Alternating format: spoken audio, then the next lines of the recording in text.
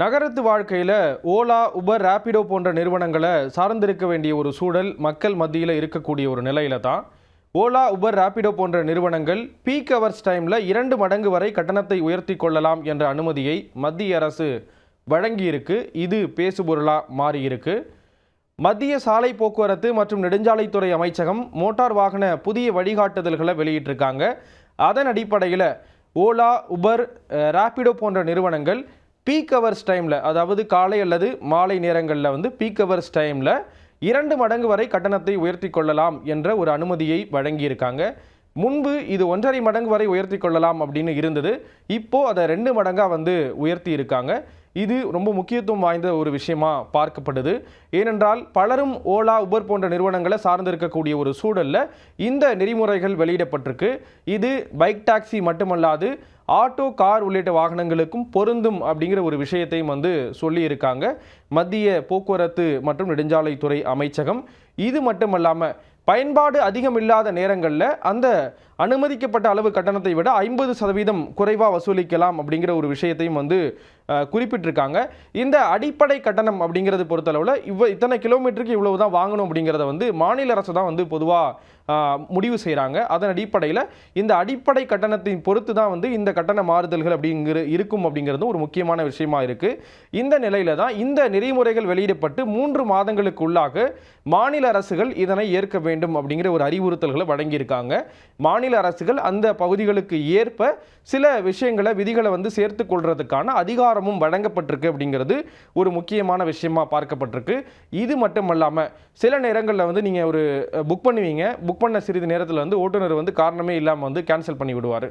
இது போன்ற ஒரு சூழல்கள், அதாவது உரிய காரணங்கள், சரியான காரணங்கள் இல்லாமல் ஓட்டுநர் புக் செய்யக்கூடிய ஒரு இதை கேன்சல் பண்ணக்கூடிய ஒரு நிலையில் அவருக்கு 100 ரூபாய்க்கு மிகாமல், 100 ரூபாய்க்கு அதிகமாக இல்லாமல் 10% வரை அபராதம் விதிக்கலாம் அப்படிங்கிற ஒரு அனுமதியும் வழங்கப்பட்டிருக்கு.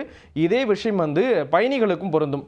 பயணிகளும் சரியான காரணங்கள் இல்லாமல், அதாவது புக்கிங் கேன்சல் பண்ணக்கூடிய ஒரு பட்சத்தில் அதற்கான அபராதங்கள் விதிக்கப்படும் அப்படிங்கிற ஒரு விஷயம் சொல்லியிருக்காங்க.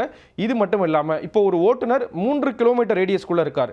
நீங்கள் ஒரு பகுதியிலேருந்து புக் பண்ணுறீங்க. அந்த இடத்துலேருந்து 3 கிலோமீட்டர் ரேடியஸ்குள்ளே இருந்தார் அப்படின்னா நீங்கள் எக்ஸ்ட்ரா கட்டணம் செலுத்த வேண்டிய அவசியம் இல்லை.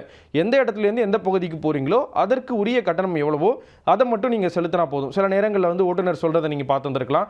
நான் இவ்வளோ தூரத்துலேருந்து வரணும் சார், அதனால எனக்கு கொஞ்சம் எக்ஸ்ட்ரா கொடுங்க அப்படின்னு கேட்பாங்க. அது போன்ற ஒரு சூழல்கள் இருக்கக்கூடாது. எக்ஸ்ட்ரா கட்டணம் செலுத்த வேண்டிய அவசியம் இல்லை. ஒருவேளை 3 கிலோமீட்டருக்கு மேலே போகும் பட்சத்தில் அதற்கு குறிப்பிட்ட தொகையை வசூலிச்சுக்கலாம் அப்படிங்கிறது இந்த புதிய வழிகாட்டு நெறிமுறைகள் சொல்லுது. இது மட்டுமல்லாமல் 5 லட்சம் ரூபாய் வரை பயணிகளுக்கான காப்பீடு அப்படிங்கிறது அவசியம், உறுதியாக இருக்க வேண்டும், அதை உறுதி செய்ய வேண்டும் அப்படிங்கிற ஒரு விஷயமும் சொல்லப்பட்டிருக்கு. ஏற்கனவே சில விமர்சனங்கள் இருக்கிறத பார்க்கலாம்.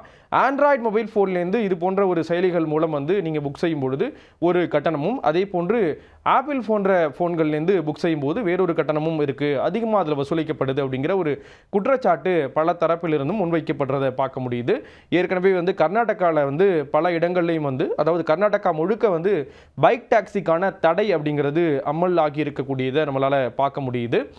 அங்கே ஏற்கனவே அங்கேயும் சரி, தமிழ்நாட்டிலையும் சரி பைக் டாக்ஸிக்கு எதிரான குரல்கள் தொடர்ந்து இருந்ததை பார்க்க முடிஞ்சது. ஆட்டோ ஓட்டுநர்களுக்கும் பைக் டாக்ஸி டிரைவர்ஸ்களுக்கும் இடையிலான அந்த பிரச்சனை இருந்ததை பார்த்தோம். இந்த நிலையில தான் தற்பொழுது இந்த ஒரு வழிகாட்டு நெறிமுறைகள் வெளியிடப்பட்டிருக்கு. 3 மாதங்களுக்கு உள்ளாக மாநில அரசுகள் இது தொடர்பான முடிவுகளை எடுக்க வேண்டும் அப்படிங்கிற ஒரு விஷயத்தை மத்திய அரசு சொல்லியிருக்கு. சாலை போக்குவரத்து மற்றும் நெடுஞ்சாலைத்துறை அமைச்சகம் இந்த ஒரு விஷயத்தை குறிப்பிட்டிருக்காங்க. இது ரொம்ப முக்கியத்துவம் வாய்ந்ததாக பார்க்கப்படுது. இதன் காரணமாக என்ன மாதிரியான ஒரு தாக்கம் ஏற்படும் அப்படிங்கிற ஒரு கேள்வியும் எழுந்திருக்கிறது.